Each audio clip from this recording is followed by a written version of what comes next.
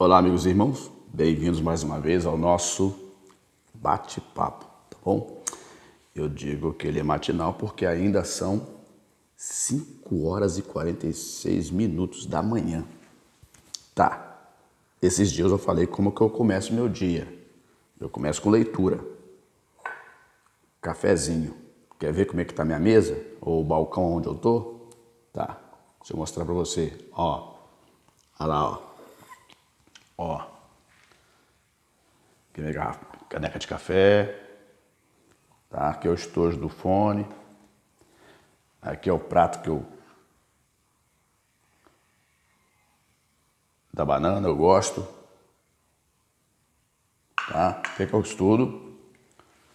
Uma Bíblia comum, que só tem o texto, essa Bíblia só tem o conteúdo bíblico e a harpa. Muito boa para carregar. Um caderno de anotações, tá? Lá na frente aqui eu tenho uma Bíblia de estudo, que ela tem complementos, e assim sucessivamente. Então começo o dia assim e faço as minhas orações, tá? Beleza. Vamos conversar um pouco sobre algumas coisas? Então vamos lá. Tá. Você, por esses dias, você tem acompanhado, deixa eu acertar aqui, como é que tá esse negócio aqui, como é que tá aqui. Por esses dias você tem acompanhado que o Afeganistão, você lembra do Afeganistão? Os mais jovens não lembram. Pessoas que completou 20 anos de idade, né? Completou 20 anos de idade, agora, recentemente, por esses dias, tem 15, 16, 17 e 18 anos. Pouco ouviu falar desse país do Afeganistão, tá? O Afeganistão é um país que está no continente asiático, né? É um país árabe, muçulmano, e que tem várias correntes, né, de tribais. Quero dizer assim porque foi o que eu ouvi em algumas publicações, né? Então o que acontece? Você tem escutado ou assistido pela imprensa ou pelas mídias sociais que os americanos se retiraram, eles não se retiraram totalmente, ainda tem um pouco lá, não saíram totalmente, mas eles anunciaram a saída do Afeganistão, porque eles ficaram lá 20 anos tentando dar um pouco de ar, né, àquele país, porque é um país que vivia sob um regime totalitário. Tá. Os americanos ficaram lá, gastaram muito dinheiro, tentaram normalizar o país, tá? Tentaram dar condições e direitos, tá, àquele país. Só que eu assisto esses assuntos do Oriente Médio, eu assisto desde há muito tempo, tá? Desde os anos 90 que eu venho acompanhando, porque eu leio a Bíblia, então ali eu encontro um pouco falando desse povo, né, dos seus ancestrais e tudo mais, e da onde também está incluído a nação de Israel. Então, por esse motivo, eu tive a curiosidade de tentar entender um pouco mais e conhecer um pouco sobre esses povos. Eu não conheço na totalidade. O que eu falar aqui não chegará a 1% do que o povo realmente é, do que eles vivem e tudo mais. Eu estou falando daquilo que eu ouço nas notícias, ou daquilo que eu estudei nos livros. Eu tenho um livro ali falando somente sobre esse assunto, sobre Oriente Médio. Tem ali, está guardado. Eu leio para me pesquisar, né? Saiu o assunto, eu li. Tem uns mais de 15 anos que saiu esse livro. Então, tá, os americanos se retiram, né? E eu fiquei preocupado porque eu não estava entendendo por que o exército afegão não protegeu o seu povo, né? não estavam entendendo aquilo. Por que que o exército não se mexeu? Por que que não se posicionaram para poder evitar um problema desse? Eu fiquei a perguntar. É uma pergunta simples de um cidadão de qualquer parte do mundo que vai se questionar. Poxa vida, por que que os americanos se retiraram e o exército afegão, a polícia afegã, não entraram no jogo, eles não entraram em cena e a população teve de volta aquele grupo, né? É o nome Talibã, de volta, né, ao poder no Afeganistão. Tá. A pergunta que é, o meu questionamento nisso tudo, né, e que isso é perigoso até aqui no Brasil, que há pessoas aqui no Brasil, pelo que nós estamos assistindo e vendo os comportamentos de algumas classes aqui do nosso país, há aqueles que defendem esse tipo de situação. Claro, lá é o país deles, há pessoas lá que aceitam aquele tipo de regime, há pessoas lá que concordam com aquele tipo de regime, então é um caso a ser estudado mais paulatinamente. Aí você aceita, Marco? Olha, eu não aceito. Então, veja bem, vamos aqui tentar pensar um pouco. Eu estou falando daquilo que vi e ouvi. E gosto de acompanhar para ver o que está acontecendo. Tá, uma das coisas que mais me deixa preocupado é o contraditório. Por exemplo, você não pode ter pensamentos diferentes, né? Num regime desse, você morre. Então, o que eu digo aos cristãos aqui no Brasil? Você teria coragem de ir lá visitar o Afeganistão? Morar lá? Sendo um cristão? Eu vi um vídeo que me enviaram de uma senhora cristã que foi abordada por esse grupo. Disseram algumas 2 ou 3 palavras para ela lá, falaram algumas outras palavras, pediram que ela ajoelhasse e atiraram na cabeça dela.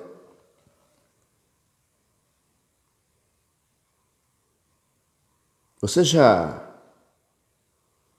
imaginou como isso? Você já imaginou uma situação dessa na realidade?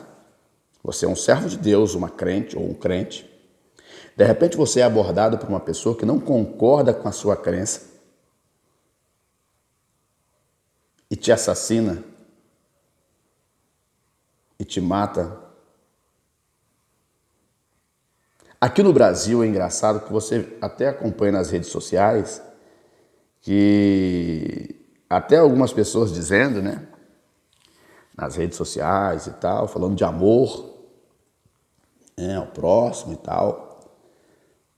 Sabe que o verdadeiro amor que Jesus pregou, né, é aquele amor que ama a pessoa incondicionalmente. Mesmo ela não sendo do nosso convívio, mesmo ela não exercendo a nossa fé.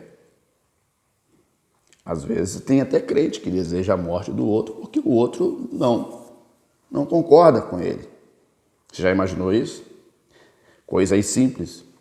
Aqui no nosso país, há correntes políticas, que desejam tirar a vida do outro que não concorda com os seus pensamentos, com suas crenças, com suas ideologias. Então, se você observar o que está acontecendo também no país, aqui no Brasil, a censura a canais de pessoas conservadoras, de direita, essa censura é a mesma coisa que uma morte intelectual ou moral de uma pessoa que tem uma corrente de um pensamento diferente. E eu fico engraçado que aqui no país tem pessoas defendendo até governos totalitários, imprensa, artistas, intelectuais, pensadores, políticos, né? Eles defendendo o governo totalitário. Eles não conseguem entender nessa cegueira, né, que o nosso juízo é comprado, né? E o que fala mais alto isso, parece que quando eu assisto essas coisas e vejo esse comportamento na sociedade, eu ainda escuto, é como se eu estivesse escutando o ruído do cair das 30 moedas de prata, daquela a qual Judas recebeu para vender Jesus, para indicar aonde Jesus estava. Quando Judas beija Jesus, e para poder mostrar aos oficiais quem era de fato o líder ali, e Jesus fala para Judas, amigo, Jesus ainda chama Judas de amigo. Amigo, me traíste com um beijo. Então Judas, ele vendeu Jesus por 30 moedas de prata. Ele sabia quem era Jesus, sabia da importância de Jesus, mas o dinheiro falou mais alto na cabeça de Judas.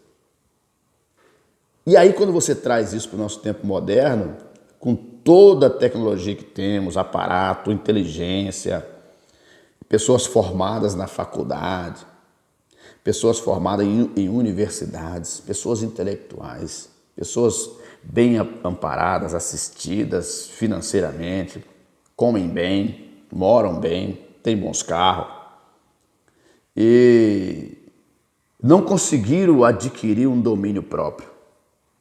Então elas pensam sempre numa dominação acima dos outros, mas uma dominação que não é humana, é apenas por interesses. Por que eu tiraria a vida de uma pessoa que não pensa igual a mim? Por que eu eliminaria uma pessoa que pensa diferente de mim? Você lembra lá na Bíblia Sagrada, quando houve o primeiro homicídio, né, na Terra, segundo a Bíblia Sagrada, registrado na Bíblia Sagrada, entre a família de Adão e Eva? Você acha que Deus falou o quê?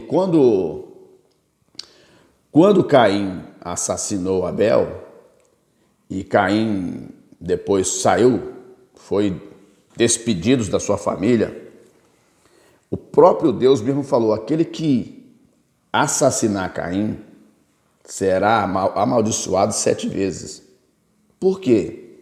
Porque Deus não estava concordando com as más ações de Caim, não.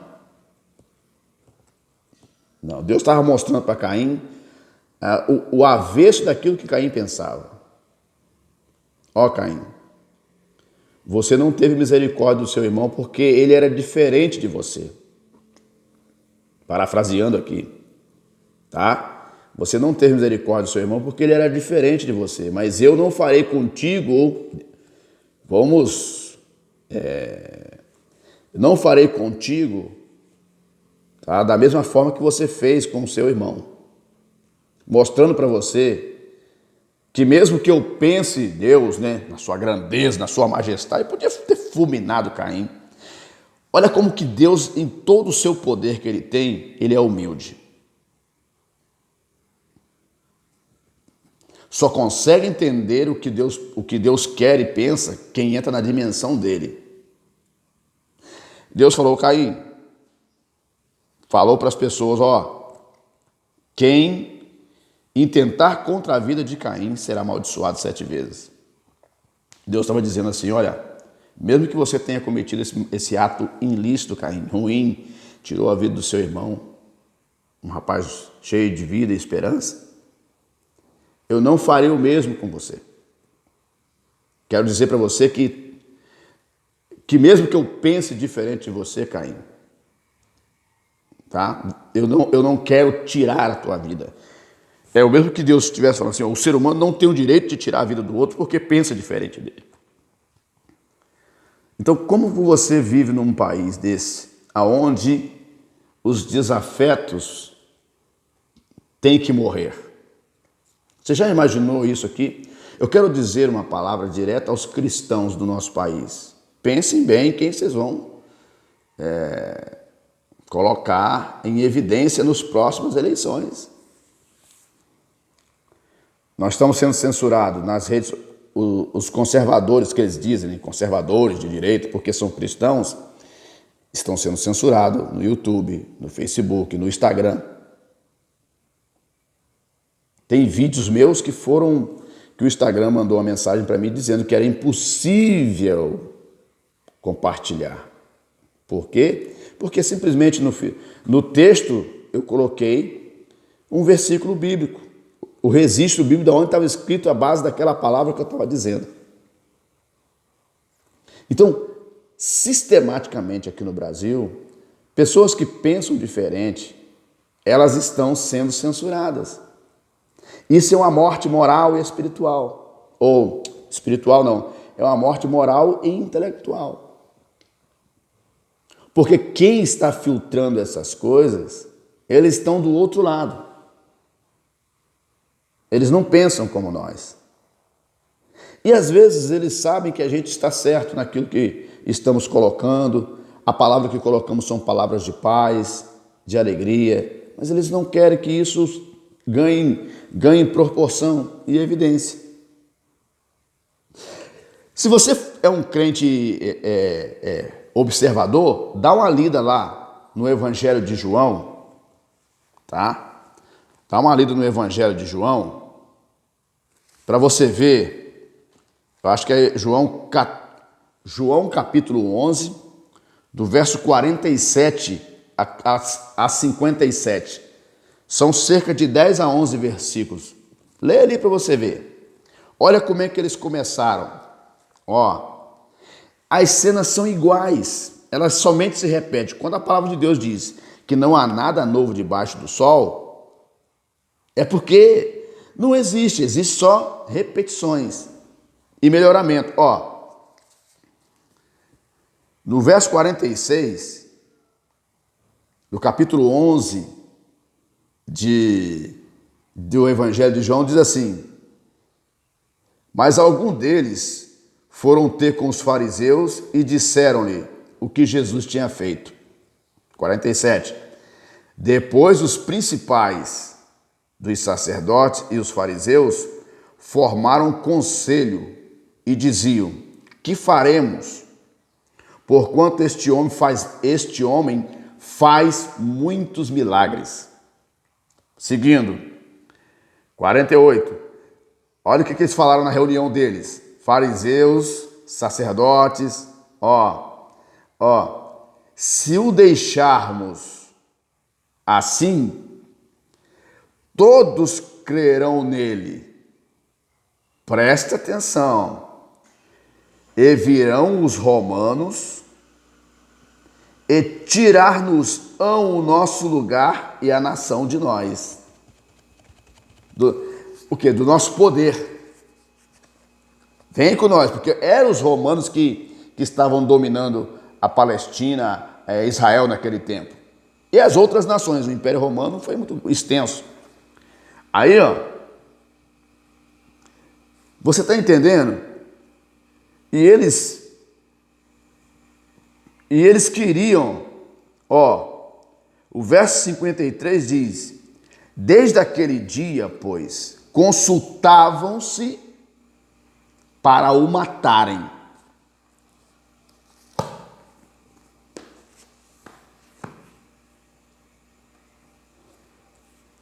Aí quando eu vejo essas coisas acontecerem aqui no Brasil,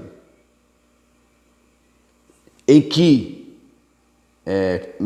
aqueles que aqueles que estão na eminência, eles pendem para um lado, censurando o outro, nós vemos que sistematicamente as duas coisas são iguais. Lá, eles executam quem é contraditório ou não pensa igual a eles. Eu vejo muitas mulheres aqui no Brasil gritarem, escolherem um nome e ficarem gritando por aquele nome. Elas são seletivistas. Né? Escolhe um nome. Se for aquele nome que se encaixa no perfil delas, elas idolatram. É um movimento que tem aí, né? Mas, se não forem das mesmas classes, do mesmo pensamento delas, elas fingem que nem vê. Tanto homens quanto mulheres, fingem que nem vê. Então, existe um seletivismo no país. E o que as pessoas, pela movimentação das pessoas, a rejeição das pessoas a esse comportamento, elas querem um país justo, mas essa gente não quer esse tipo de justiça. A democracia é só para um grupo de pessoas. Eles gritam democracia para poder usar como plano de fundo para colocar em evidência as suas intenções.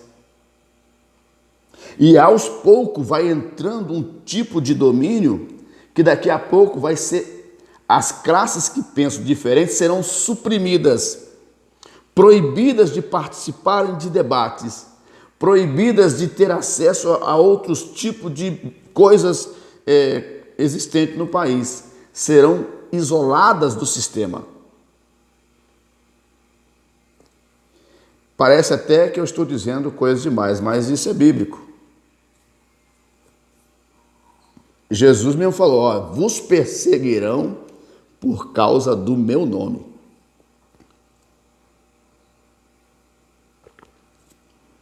O vídeo ficou um pouco extenso, não é verdade?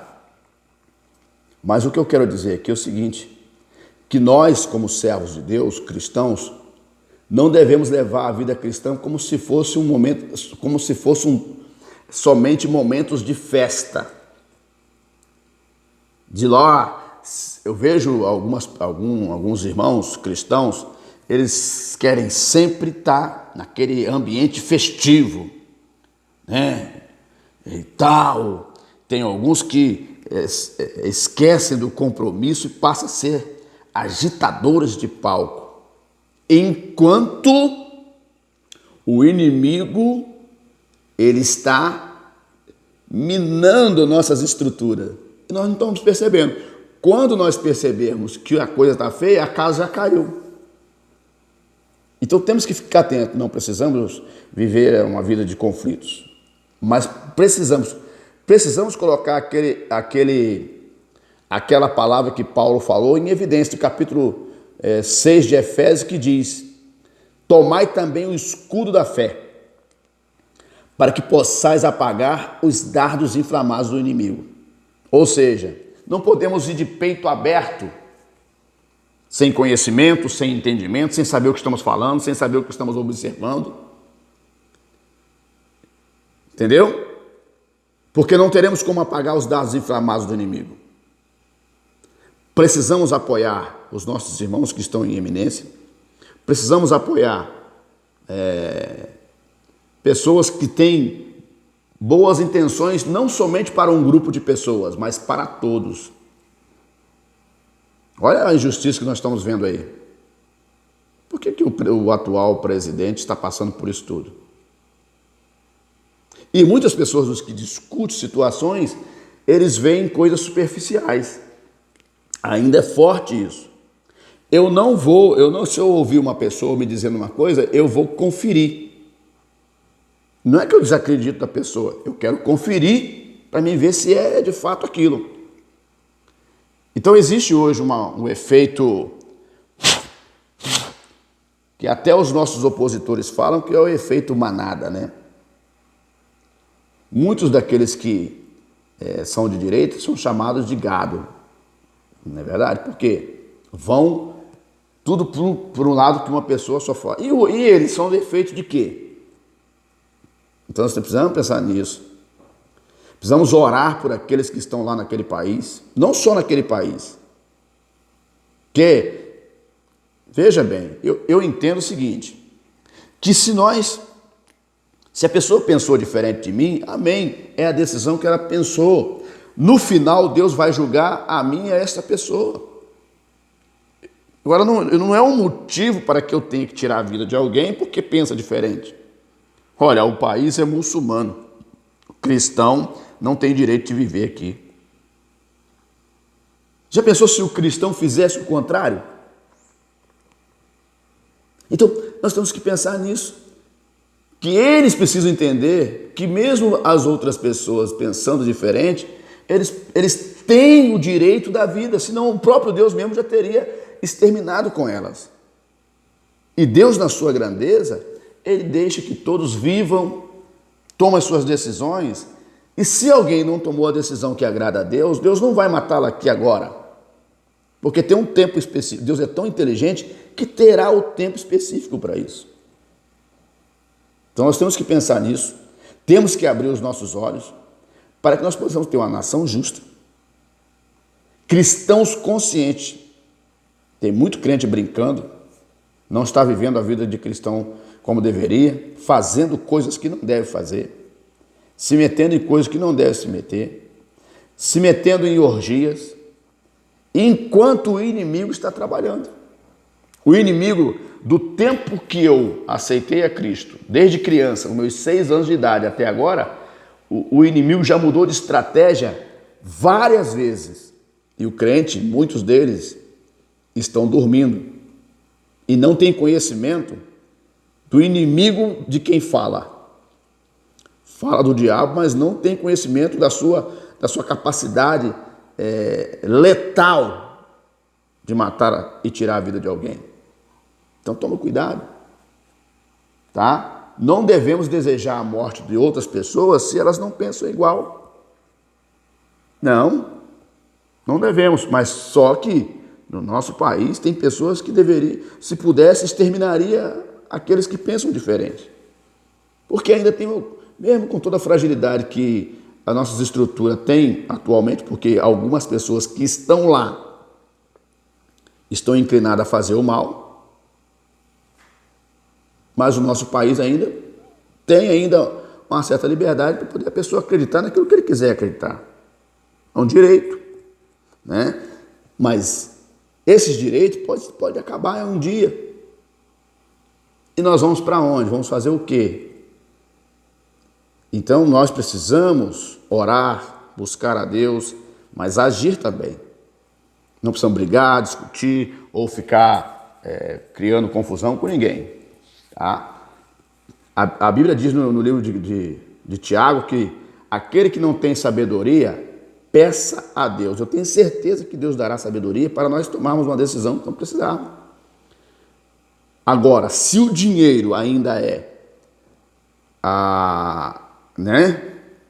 o motivo pelo qual muita gente se corrompe, é difícil entrar no céu.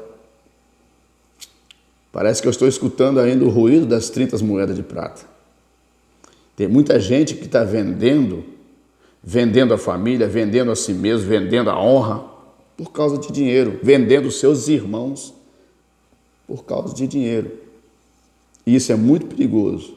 Às vezes eu quero satisfazer os meus interesses, mas eu vou prejudicar milhares de pessoas por causa de eu querer satisfazer meus próprios interesses. Aí eu não consegui pensar, poxa, eu estou fazendo mal ao próximo. Estou indo para a igreja dizendo que sou crente. Então temos que pensar um pouco, pensar sério, para que nós não sermos engolidos, enganados e sofrermos as perseguições que estão para vir.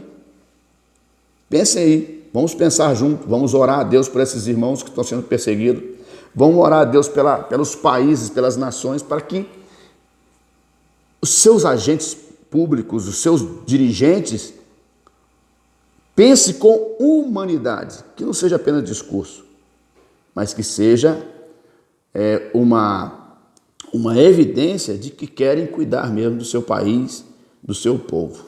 Que Deus abençoe a todos. É apenas uma conversa, um bate-papo, observando tudo que está acontecendo, e em especial neste assunto que é o assunto do momento, o Afeganistão. Deus abençoe a todos, no nome de Jesus.